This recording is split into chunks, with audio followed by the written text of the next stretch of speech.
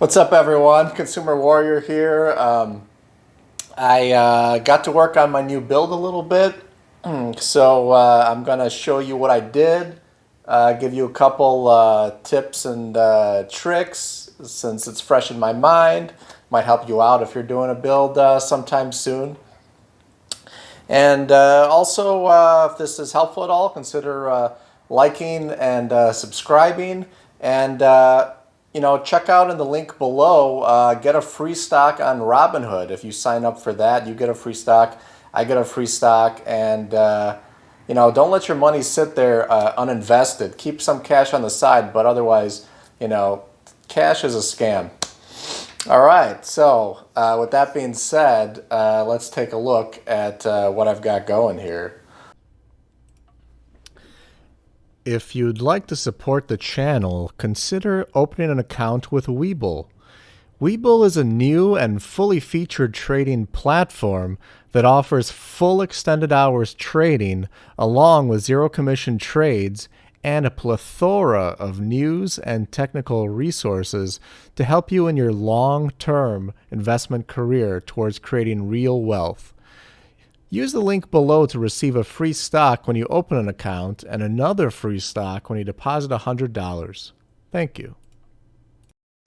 All right, so I've got my MSI B550 Gaming Edge Wi-Fi put into a case that I was already using.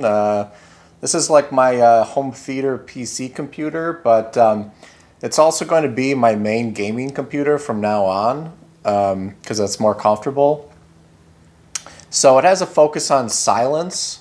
This is the older case, Thermaltake F31 suppressor. So it's for noise suppression. So in the top it has some kind of softer foamish padding, and it's not as free-flowing as some of the top airflow mesh cases, but it does dampen some of the high-frequency noises. And my last computer was a Ryzen, my last setup was a Ryzen 1600 in this, and that was just fine. So I don't expect any problems in this. If there is, I can always adjust. Worst comes to worst, I wouldn't mind a new case, but I think it'll be just fine. I am using Noctua fans. These are the Redux fans. Really good fans. High performance, you have to pay for it, but it does make a difference, and they're long lasting.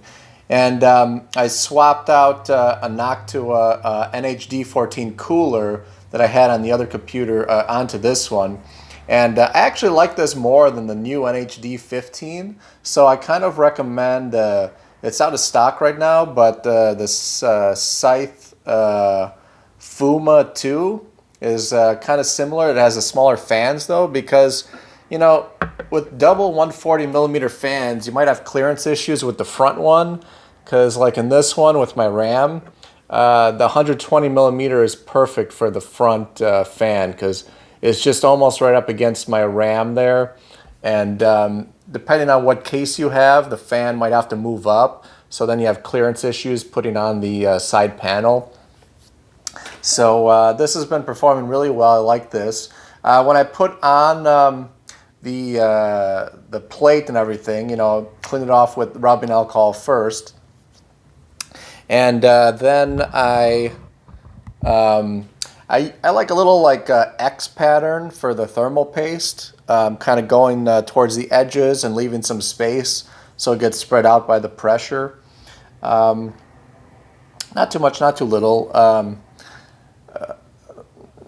Yeah, I was kind of surprised at the pattern that I saw when I pulled up my last one. It was kind of lacking in the middle a little bit, but cooling was still pretty good on that anyways. So as you can see, like from before, everything looks nice except for that ugly green PCB Intel 665p, but I'm not going to be looking at this anyway, so I don't really care. So I put on the cooler and everything before I put it in the case. That worked out pretty well as the fans. That top CPU power cable, because I have one of the power supplies that you can plug in and out cables. I plugged that in before I put the motherboard in, and just fed that through the back of the case, because it's kind of hard to reach your hand in here. This is a pretty spacious case, and it still is a little tricky. Same thing with some of the fan connections here. Next is the power supply. I'm going to stick that in and route everything, and try to make it neat. And so the sideboards fit on, side panels fit on nicely without any bulging.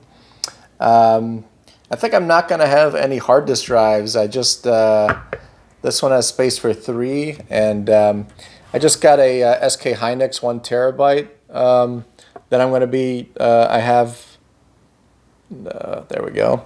I'm going to be, that's one of the SSDs. I got an extra Samsung 860 EVO. Here's a really old Samsung in here. It's 128 gigabytes MLC. That thing will probably last forever. I had the OS on the old one on that. So probably going to throw my 5700 XT in here. That's my best graphics card I have right now. And the 850 watt Corsair RMX power supply is going to go in. And, another SSD that I got to take some junk off of before I move it in here. And, route everything up, and that's it. I already flashed the BIOS on the motherboard. I could, there's a good video on that. If anyone wants, I can link it. I followed someone else's advice on that, and that went pretty smoothly, because it was required for this motherboard with the new Ryzen 5600X. And you don't want to use the newest beta BIOS.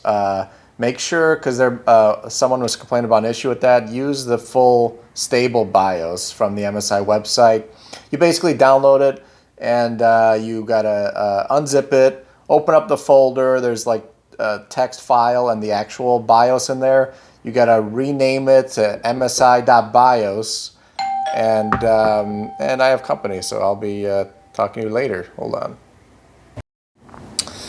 All right, so yeah, basically it went pretty well, went pretty smoothly once I got the CPU seated in the socket correctly. That required a little bit of pressure to get that to sit in there. I was worried about the pins for a couple hot minutes there. Yeah, this backplate worked out really well.